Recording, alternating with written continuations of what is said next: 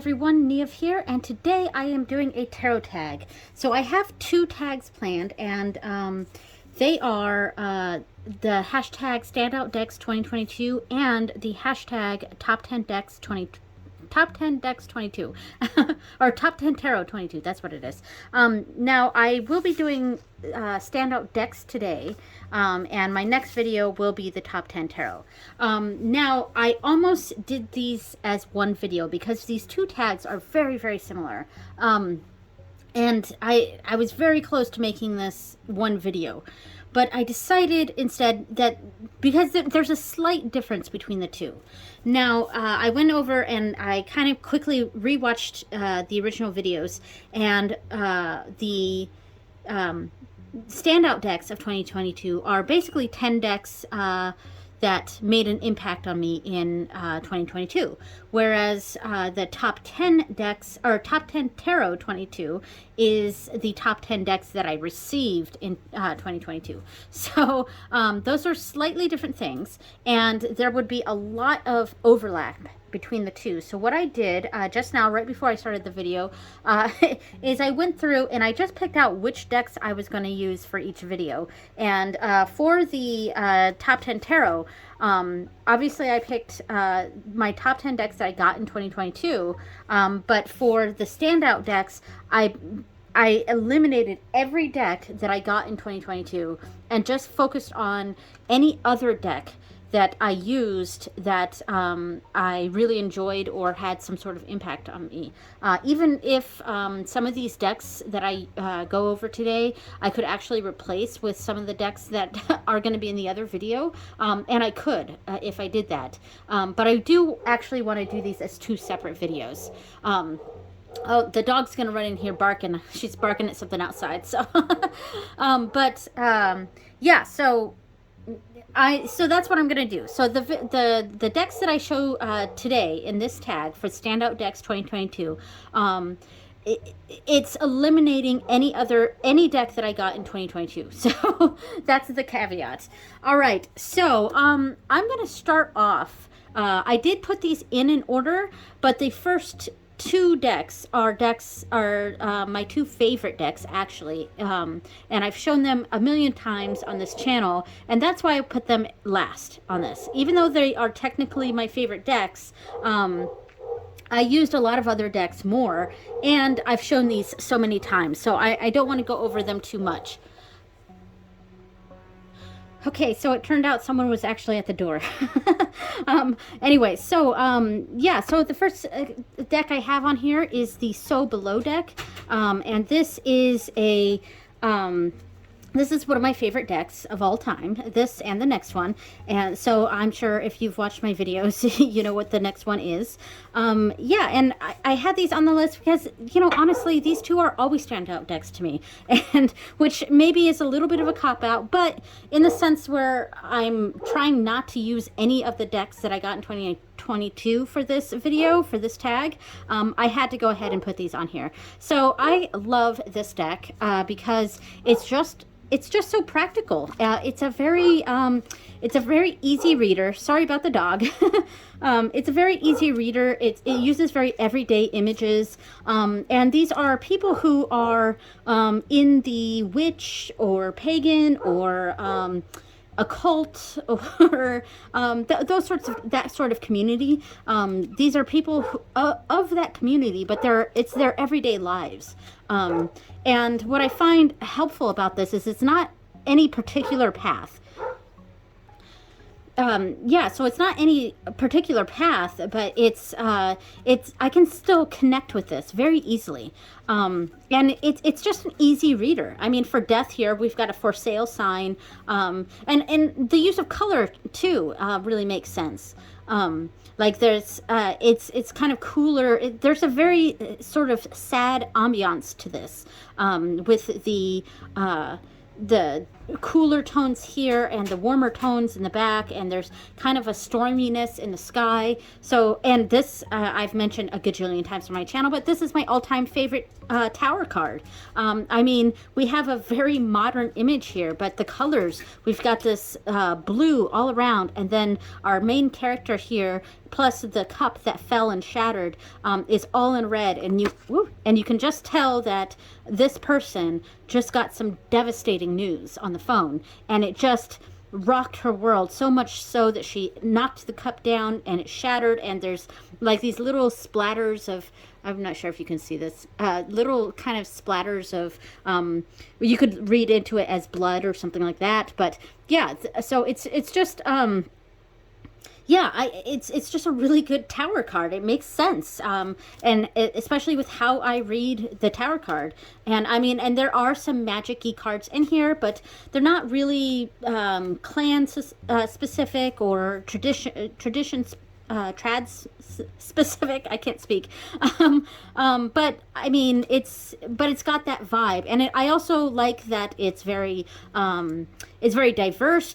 There's lots of different people from many different backgrounds. Now, it's not so much like body diverse. Most characters in this deck have a very similar body type, so it's not very body diverse, but it is some, like, you know, there's people of color in this. There's, you know, yeah, it's a diverse deck in general, and it's just very everyday, and it's a very, very easy reader. It's a good reader. It's got that old style Llewellyn cardstock, so it is an easy shuffler, but the cardstock is very, very thin.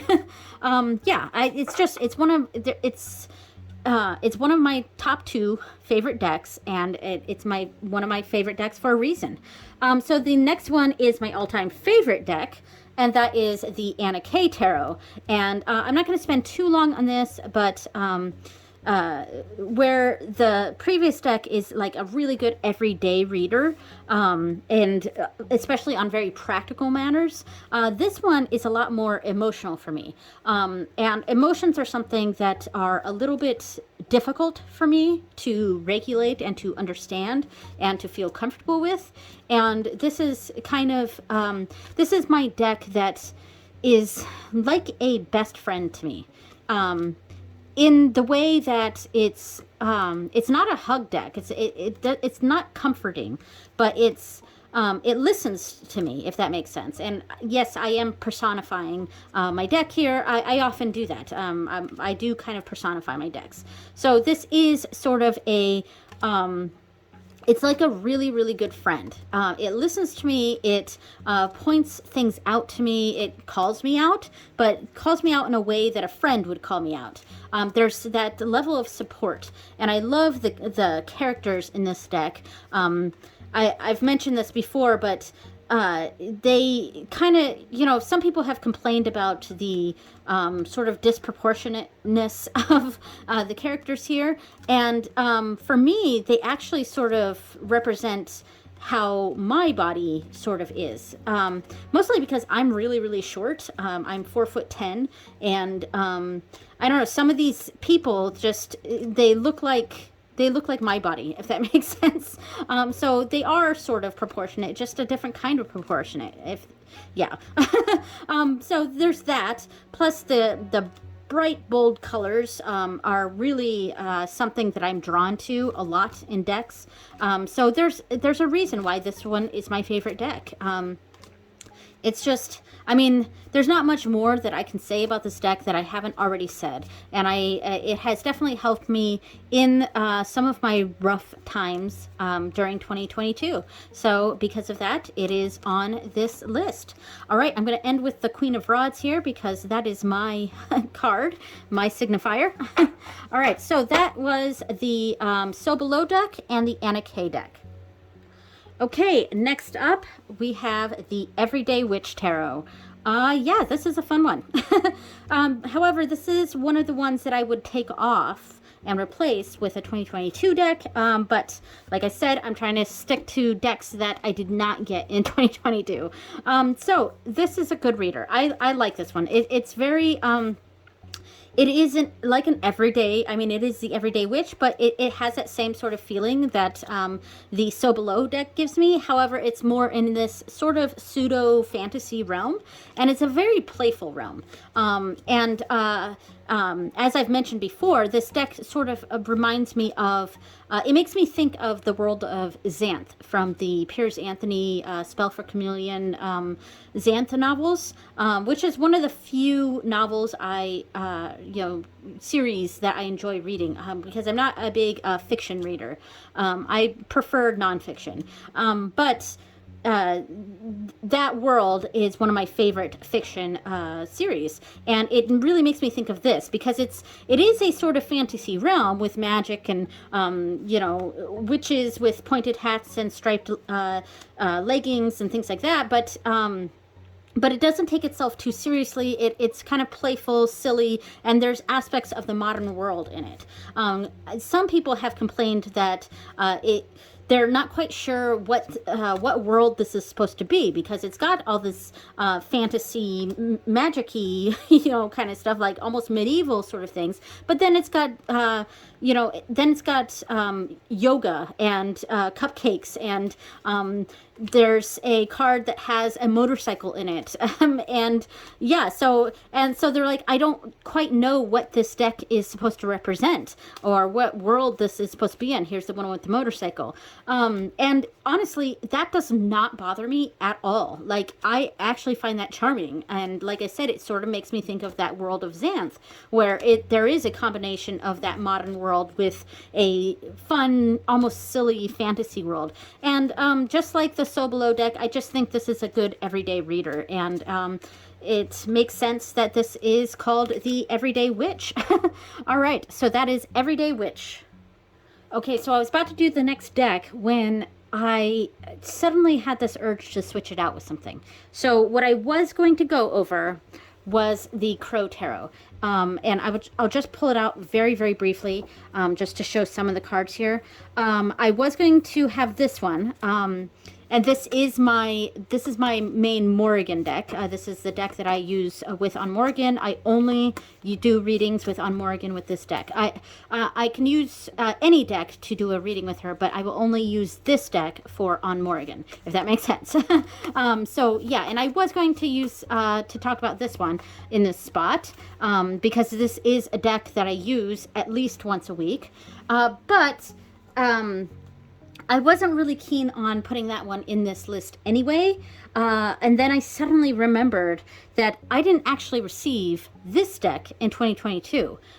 So I have replaced it with this deck, and this is the Forest of Enchantment Tarot. So I decided to switch it out with this one.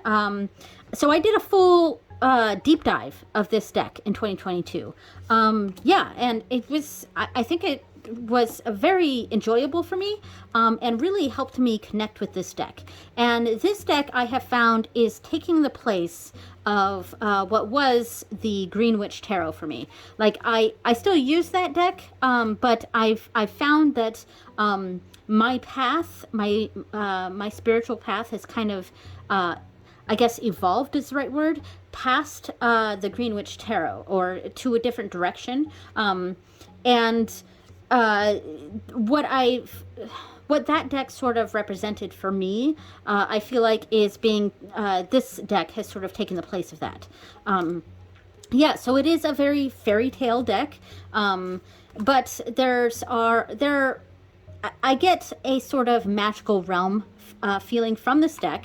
I mean, there are gnomes and dragons. There aren't a whole lot of winged fairies, and I think that's what's enticing me more toward this deck. There are some, though. There are some winged fairies, but in general, this feels like a very positive fae deck. And I really like this Nine of Visions. This is one of my favorite cards, the Five of Challenges, and the Two of Spells, which is, these are wands, these are swords. That is the only thing I will say about this deck that I don't particularly like. I just wish they were called swords and pentacles and, things like that. That's what I prefer, but that's just a personal thing. So yeah, it does feel very Fey realm to me. There are some darker cards in here, but in general, it feels like a very like house Fey sort of energy, and a positive Fey. Even though my view of the Fey is, I mean, this is a very trickster Fey character here. My view of the Fey is very, I guess, dark or wild. So not quite this deck, but if we were looking at the mostly positive aspects of working with the good people, I think this deck would do would be a good representation, I think. And this card really makes me think of Ondagda. And I have used this deck with Ondagda here and there, and I think it worked out just fine. He was just fine with this deck. I will not use this deck with On Morrigan though, and I'm not saying no one should. That's just my own personal gnosis that this was not for her. Yeah, but here is like basically the only winged fairies, and in fact this card is called the Fairy Wind. Yeah, so I think I connect with this deck for Ondagda. I probably would with Bridget too. I don't feel like she has any qualms with it, though I've preferred other decks with her. But in general, I think this is a good spiritual deck to me. And yeah, so that is the Forest of Enchantment Tarot. Okay, next up, I have an MJ Cullinane deck, and this is the Grimalkin's Curious Cats. This is the independent version, and I really like MJ Cullinane's independent decks. I like the cardstock on them. I like them more than the mass market versions of her decks, and that's just a personal preference. There are other people who really prefer the mass market version over over her independent decks. I can't speak, sorry. I like the independent decks, one, because they are, I don't know if it's linen, but there is a texture to these cards, which makes it easy to shuffle. For me, anyway. I like the slippiness. That makes it easier for me to shuffle. Yes, they might slide every which way a little bit, but yeah, and I don't actually mind the size. They're too long for me to shuffle this way. I can do it, but it is a struggle. So instead, her independent decks, I am actually able to shuffle them sideways, and just fine, too. I can't bridge them, but they shuffle sideways very, very well. So I will say that this is a very summery deck for me, and I used this deck for work with the goddess Anya during the summer months, because I associate Anya with the summer solstice, and there's so many cards in here that are so bright and sunny, and that's why I made the bag so bright and sunny and colorful and lots of yellows. Because there's so many cards in this deck that have that vibe to it. Now, there are a lot of kind of darker cards, and the backs are not my favorite. I wish they weren't this gray color, gray and blue, because that doesn't really match, and neither does the box really. The box is sort of faded out, which I don't care for. It's not as bright and sunny. It's almost like there's like this gray hue over the coloring here, but a lot of the images are so bright and colorful and summery, so that's why I made the bag to match the cards. I just wish that the backs and these gray borders were a different color. But yeah, that's just personal preference there. But yeah, this is a very sweet deck, and I mean, I am more of a dog person than I am a cat person, so this is actually my only cat deck, but I think it served me very well, especially for the summer months. This is definitely a summer deck for me. Look how pretty that is. Especially all the cards with the sunflowers, I really like a lot. Look at that one. That's so pretty. I love the Pentacles suit in this deck. There's just so many pretty cards here. Yeah, so that is the Grimalkin's Curious Cats. Okay, next up is another deck that I did a deep dive for in 2022, and this is the Animal Spirit Oracle, the Wild Unknown Animal Spirit Oracle. And I will pull this out here. So I do have this deck, and I also have the Wild Unknown Tarot, which I've had for many, many years. This deck I've had for, I don't know, I want to say about 7-ish years. I'm not exactly sure the number, but I've had the tarot deck for a few years longer than that, and I've never really quite connected with the tarot deck. However, this deck I found I've connected to a lot easier. I don't know, there's something about it that I just find it easier to connect to than, oh, this is upside down, than the tarot deck by Kim Krans, right? Yeah, I think that's who created this. And I do also want to get the alchemy deck and the archetypes deck, because I really like a lot of the decks in this series. It's just that I haven't quite connected to the tarot deck. Now, as far as this deck goes, I have a full deep dive on my channel, a playlist of that, many days. And this one, like, the deep dive for that, it was honestly the first time I really went through the book. Now, the book, I actually happen to have it right next to me. The book is really lovely. Like the how it's put together, how it looks. It's not a hardcover, but it's like a midway between soft cover and hardcover. Like there is a bend to this, but and it's put together so beautifully, and it's very aesthetic. Let's just put it that way. But I will say, I was not really a fan of a lot of the information about the cards. Like, it didn't quite work for me. And what I am going to need to do with this deck is come up with my own meanings for these cards, because there were times that I would have a particular interpretation of a certain card, and when I would go in the book to get some further information, it was like the definition or the interpretation of that card was so far off from what I had intuitively gotten from the card.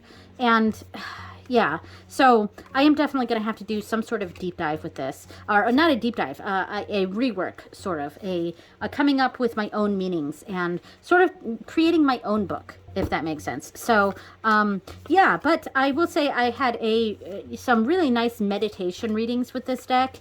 Yeah, so definitely a standout deck of 2022.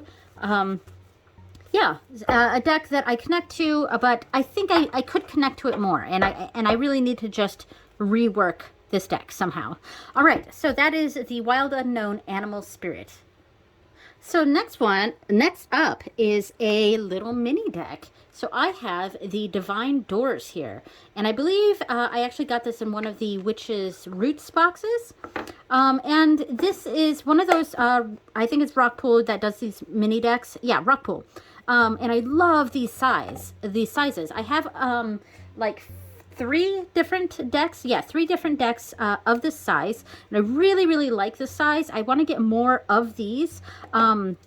But I especially liked the Divine Doors here, really because I like the doors themselves. The messages on the back, I could completely ignore. I don't even like a lot of them. I don't even like the messages on the back. So this is, it's not one of my favorite decks, but I'm saying it's a standout deck because I have found a purpose for this deck that really made me really enjoy this deck. I just really don't care for the information on the back. Oh, some of these are upside down.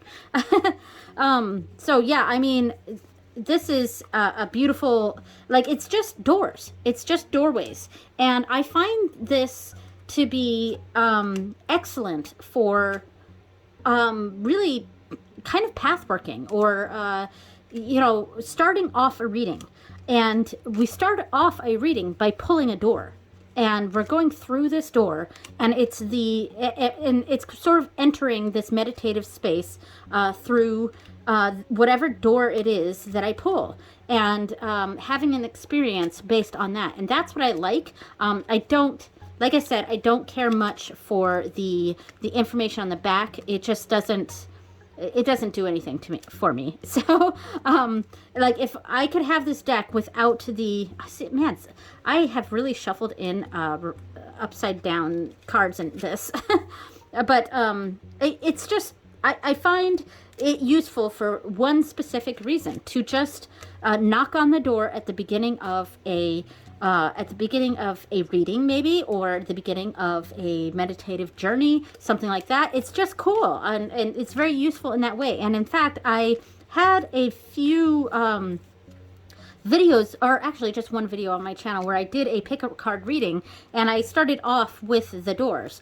And I will say that the reading itself, I could have filmed it much better. It's very poor quality, and but I want to do that again. I want to try to do some pick a card readings this year. Not a lot, you know, because I have so many other videos to do.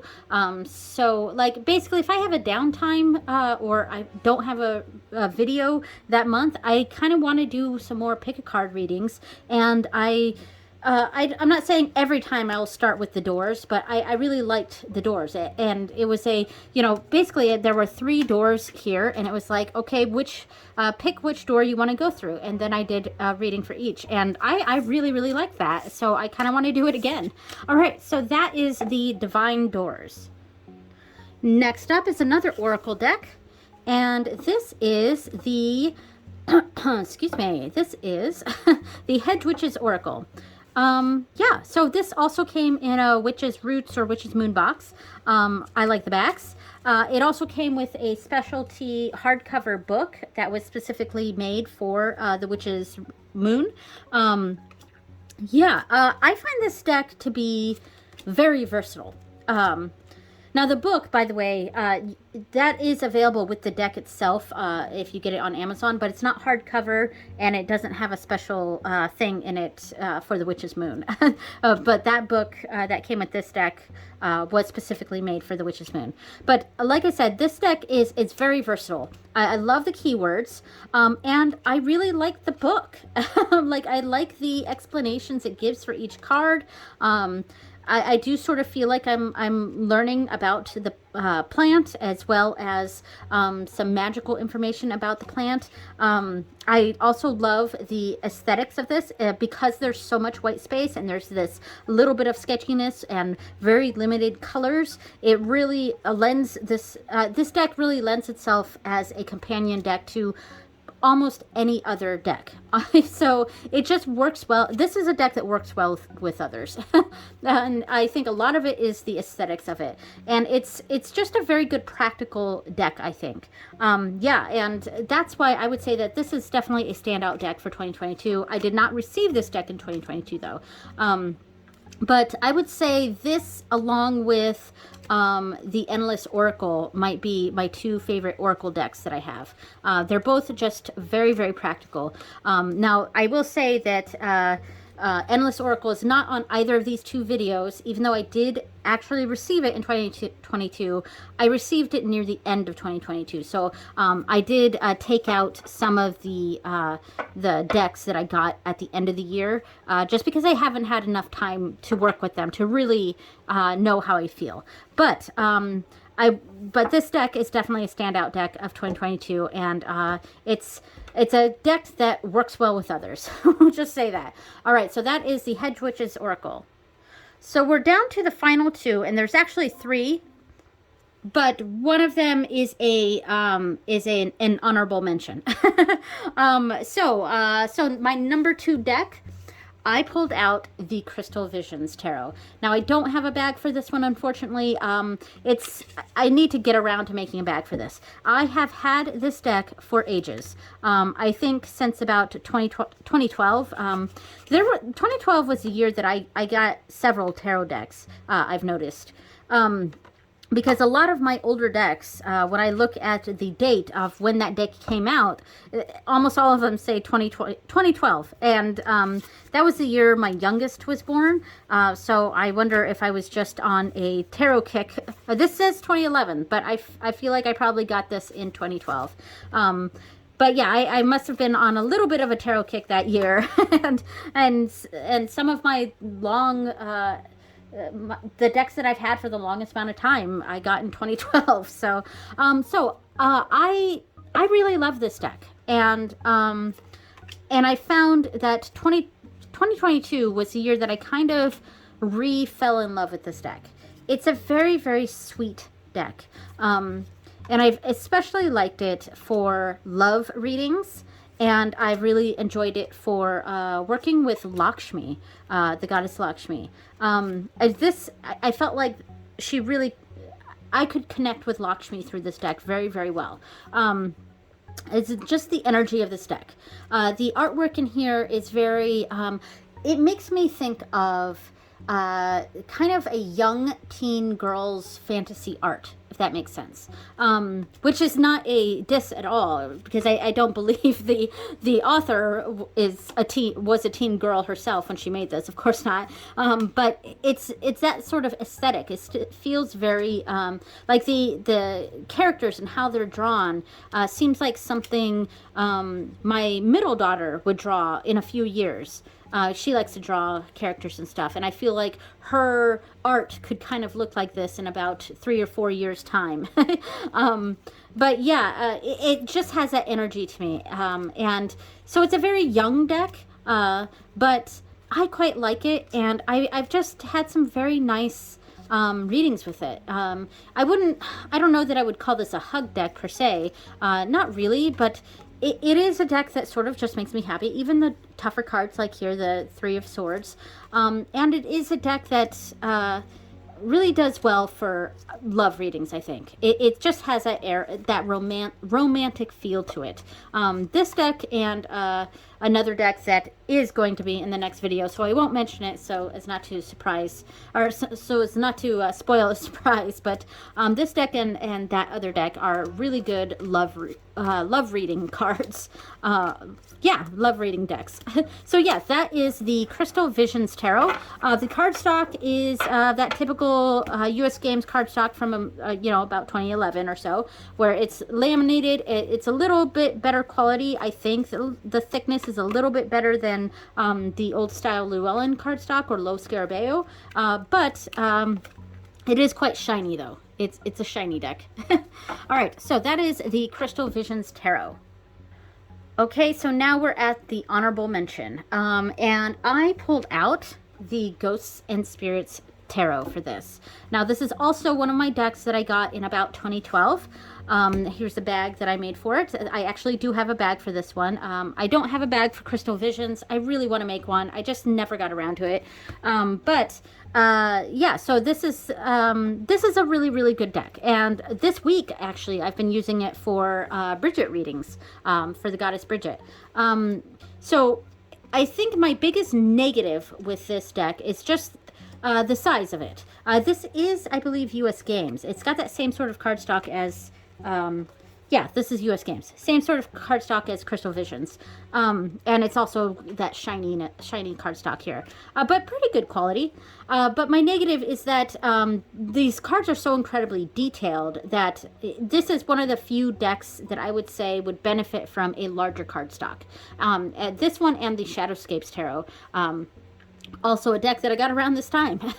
But because the cards are so much smaller, it's actually a little bit difficult to kind of understand everything that's going on and to really appreciate all the fine details. So that would be my biggest criticism, and a minor criticism would be how the backs have that stark white, whereas the fronts have these kind of tan colors. And personally, I think if you're gonna go with white, go with white. If you're gonna go with tan, go with tan. But yeah, I just want it to match. This card really makes me think of Gollum. But yeah, there's this deck it's very spooky, but it's got a winter vibe to it. I think of this deck as more of a wintry deck, especially beginning of the year winter, after Christmas, beginning of the year Imbolc time, and that's kind of why I'm using it for Bridget this month. But last year, though, I did use this a few times, and it's one of those decks. It's very deep. I really, really like it. I love the stories in it. But it just, I think it was just beat out as one of my standout decks by the other 10 that are, the other 10 that I have here. So my honorable mention is the Ghosts and Spirits Tarot. Okay, so my top deck, my top standout deck of 2022 is the Pacific Northwest Tarot. So I actually got this deck in 2021, and I started my deep dive in this deck. This was the first deck that I actually did a deep dive for the channel.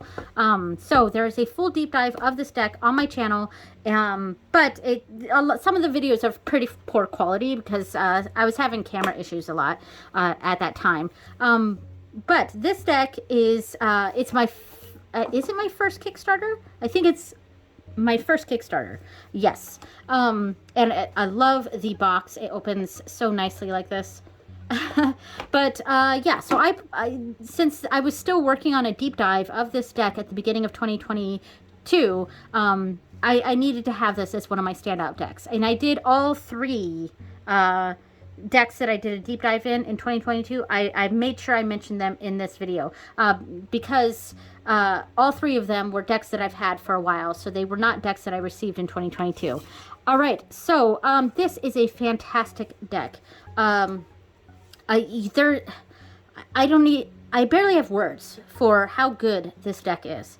And I look at the edging. The edging is really nice. It just, this is fantastic. I really love the art in this. It's so simple but effective. Three of Pentacles are these wasps, that teamwork energy. Love this Two of Swords with the blind mole. The sun. This is like my favorite sun card. Every time I see this card, is like, it's just so pretty. I love this card. This makes sense for the, everything makes sense. There are some cards that are like this one is probably one of those cards that I'm like, I guess I see that, but there's just so few cards like that in this deck, and some cards are just so fantastic. Like this is the Six of Cups, and we've got three little baby octopus here with the mama octopus tentacle in the background, and I mean it just really exemplifies what the Six of Cups means to me. That childhood, or that nostalgia, going back to childhood, and we have that motherly comfort here. So I mean there's just so many cards like that in this deck where they just make sense, but it's done, it's very nature oriented. It is the Pacific Northwest, and well, I'm not from the Pacific Northwest. I'm actually from the Pacific Southwest. My husband is from Oregon, so he is from that area. So there's that sort of connection there. I love this Queen of Wands, and I am the Queen of Wands in my decks, so love this. It's very witchy. So I mean, I almost feel like this deck helps me also connect to my husband's side. And I've just found that this is it's a deep reader, if that makes sense. Like it's not so much like a quick and easy sort of everyday sort of reader, but it's something that's a little deeper, and it kind of goes under the surface and gets at things that I don't know, I just said this, but are below the surface.